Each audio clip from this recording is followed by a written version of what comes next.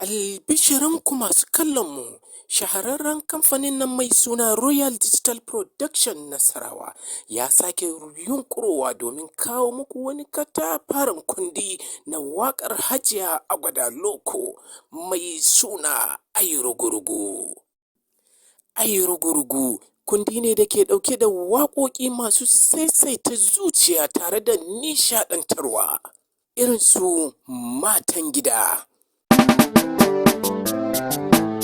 Yara na uwar gida, dije uwar gida, dije yara dije uwar gida. Amarya.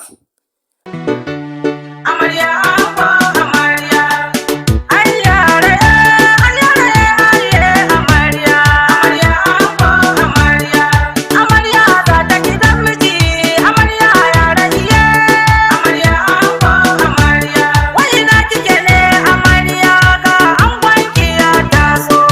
Ayirugurugu.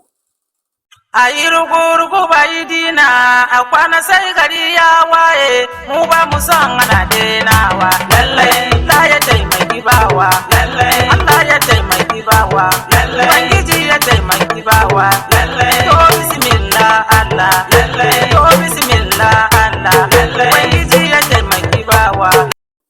Da kuma ayyaraye.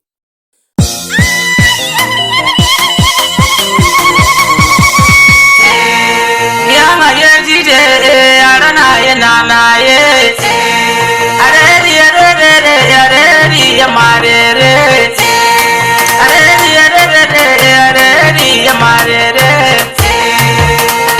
Na gode godiya da madalla. Wannan kundi ya samu kulawan ƙwararrun ma'aikata.